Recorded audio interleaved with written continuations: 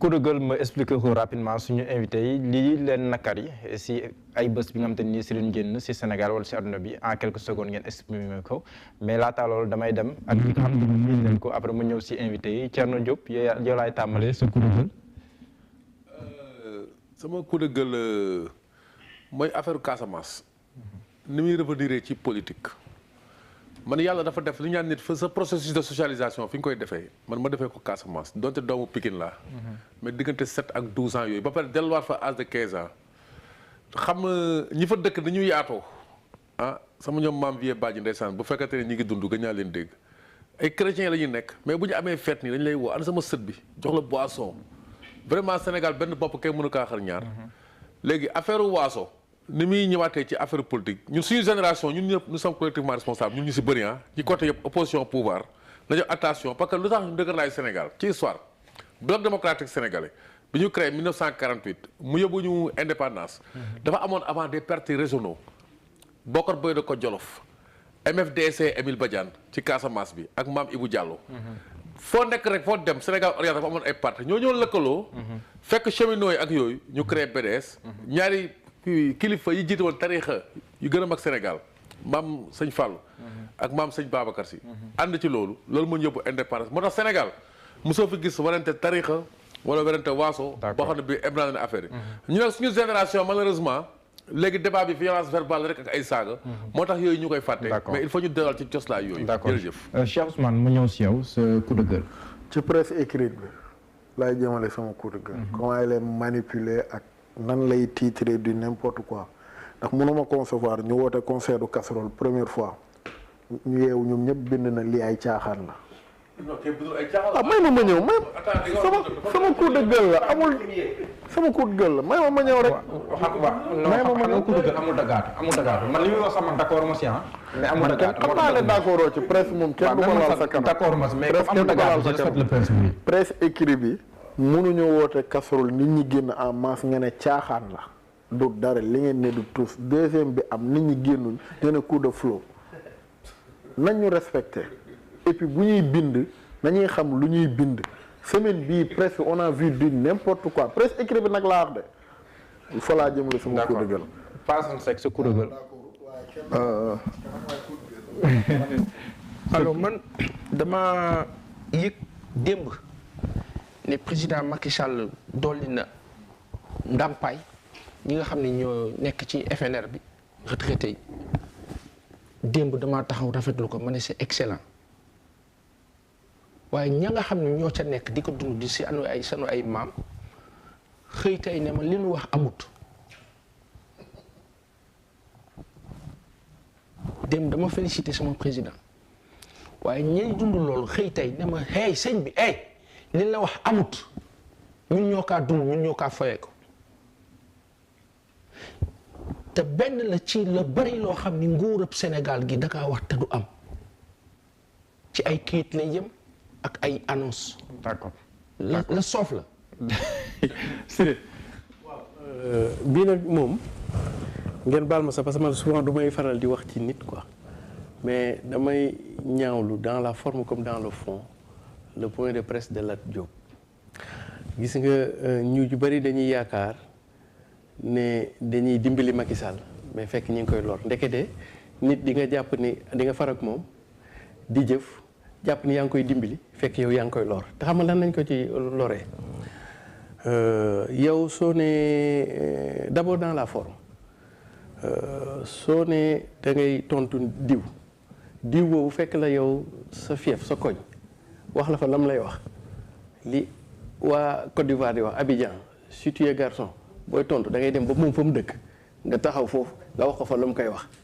maintenant dans le fond mënuloo nekk un haut cadre de l'administration nekk société nationale yow ngay def point de presse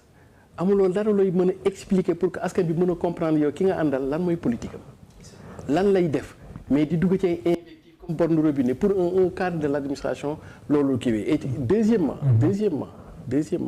mais ma rek foofu lay daanelee dama am sama benn jarbaat boo xam ni ci affaire politique yi ci la jëlee waaye laago te ca fa mu jógee ca lat mii la woon gis nga bu ngeen ko fàttalikoo bu baax Ahmed Aïdara soo amee doole tey Guédiawaye c'est à cause de fuite en avant wu Lat Diop. Lat Diop a été le premier Aliou Sall. très bien le premier à contester Aliou Sall. dem na sax ba Guédiawaye mu kër fa ay xeex yu métti ba xale yi di xeex seen camp yooyu Lat moomu dem na ba benn jour mu ni bis bu ngeen ko gisee mu ànd ak Aliou Sall nañ ko woowee kuti maanaam xaj bu ndaw tey gis nga ma nga topp ca gannaaw kii bi xale boobu jëlee na ci laaj. c'est-à-dire li ma bëgg expliquer foofu mooy. au-delà de sa personne ñëpp ñi nga xam ne jàpp nañ ni ñëw Macky Sall nañu àndal. fi leen askan bi di xaar du ay taxaw point de presse di wax Sonko lii Sonko lee jéem leen a wax président bi ngeen àndal ngeen jéem a expliquer askan bi lan mooy politique am te boo ko xoolee ay la yoon même rek ma daaneel foofu. ay la yoween président Macky Sall enfin gouvernement bi sax laay wax d'abord moom gis nga premier mandat. yaa ngi dugg non même expliqué en fait deuxième mandat bi mën nañ ni daal genre cat da cee dugg xam nga lu tax parce que depuis 2019 le pauvre homme ba léegi gouverné wu d'accord dafa jël deuxième mandat Covid dugg Covid a pris 2 ans 2019 2020 ñu pare ci événement fay kii dugg 2021 après guerre Ukraine bi dem ça veut dire que moom depuis qu'il est réélu il n'a même pas eu le temps d'aw te pourtant antérieurement avec le retour de la croissance avec les bons points du plan Sénégal émergent amoon nañu système boo xam ne il était tellement bien parti que tey kiyam bi il lui restait juste de traduire voilà de traduire la croissance en un développement par événement yi dem donc ñi ko faral nañu ñëw expliquer contraintes yi expliquer les perspectives et cetera. Monsieur le ministre sa kuréel sama kuréel de mooy am benn naqar rek ci lenn mooy Sénégal ni mu amee ay borom xam-xam ñu toog ci contexte bi nga xam ne bi ci lañ toll te lu ci waay mën di wax le président Macky Sall am na lu bari loo xam ne mi ngi koy liggéey ci biir réew mi mu am léegi benn manteau bu mu sol mooy le manteau de représenter l'Union africaine mu war a toog di góorgóorlu di def lu nekk kon li ñu waroon a def ñun fi mu toll nii ci fii ñu jëm ñoo ngi jëm ci ay weer ak ay at yu méttee yoo xam ni ku ci nekk yor nga ay xale yu nekk ci sa biir parti bëgg a tekki am ay jigéen yoo xam ni ñoom ñooy gérer panier de la ménagère yu bëgg a tekki kii mi ngi jëf ci secteur bu nekk mais lépp sottiwul li am na lu ñu war a jubbanti am na lu ñu war a yokk au lieu que ñu ñëw boole suñu réflexion yëpp pour jéem a ñëw fertiliser li xew xam ne lii ñoo ko bokk li ñëpp bokk ku ci nekk boo ci dee def defaloo ko président Macky Sall yaa ngi koy defal sa bopp mais ñu bëgg a transformer le Sénégal ci benn réew boo xam ne dafa mel ni dañoo nekk ay noon nekk ay ennemis war a toog di xeex te di wax ay 2024 ba tax ñu ci war dal bakkan ca 2024 ñun ñu toog fii yëpp amul kenn ko ci xam ba xam di nga ko fekke te buñ doon xool ñoom dem si yàlla Ousmane Tanor Dieng ay dans suxu ak affaire yooyu yëpp nekkatuñ fi dañu war a xam ne suñ contrat yi ñu yor fii ci àddina doy contrat à durée déterminée indéterminée ay durée déterminée lañu d'accord kon ku ci nekk na rafetal ñu jéem a seet xam ne jàmm ci la lépp xaj réew mi ñoo ko bokk na ñëw fertiliser li fi xew cay respecter li ñu arrêté comme constitution mooy xam ne ñi am droit de validation peuple bi la d'accord kon nañ bàyyi affaire mu dem ci jàmm jërëjëf mu dem ay élection yoo xam bu ñu àggee ku ci nekk jël sa carte ñu fal ñu xam ne kii la réew mi fal ñu bàyyi xeex bi Babacar Touré sa coup de gueule waaw sama coup de gueule puisque coup de gueule la tudd surtout dafay dem ci li nga xam ne mooy la tendance actuelle terrorisme di xool ay nit teg leen baat boobu te muy di baat bu ñaaw dafay tax comme ni ko monsieur le ministre waxee politique li ñu ci xamoon mooy adversité mais léegi dañ dépassé stade adversité te dañ dem ba animosité ennemi la nit ñi nekk alors su mu toogee ma déglu ku mel ni Thierno Diop bu ñu nee Thierno Diop xel yi dañuy dem ci le nord bu ñu waxee par exemple Aliou Sall beneen Aliou Sall bi Aliou Fall Aliou Fall dama nekk journaliste bu la waxee bu ñu ne Fall nit yi dañuy xalaat le nord man mii sax Babacar Touré am na pendant longtemps Ziguinchor xuloo naa gars yi nit ñu ne ma dëkkuloo fii étranger nga donc su ma gisee bu ñu jógee kii mel noonu dañuy attaquer dañuy stigmatiser des personnes d'une région ku mel ni Thierno Diop jóg ne attention man foofu xam naa fa donc su ngeen waxee ñi fa nekk ñëpp ay rebelles lañu parce que bëri na Sénégalais yoo xam ne ñoom xamuñu Casamance mosuñu traversé. J'ai été choqué à des grands journalistes ñoo xam ne dama la waxtaan ak ñoom tout dernièrement Kaolack sax mosuñu fa dem donc ñoom Casamance c'est autre chose donc bu ñu fekkee ni.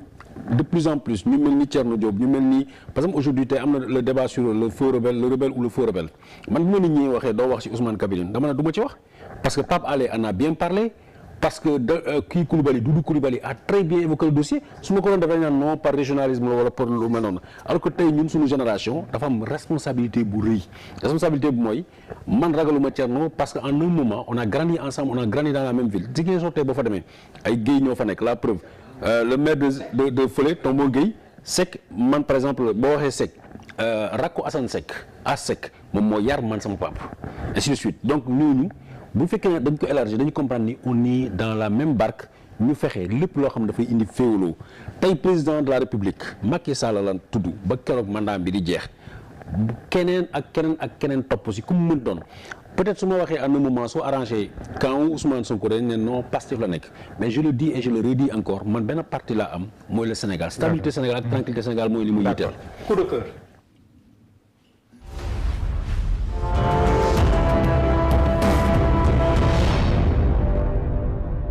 Monsieur le ministre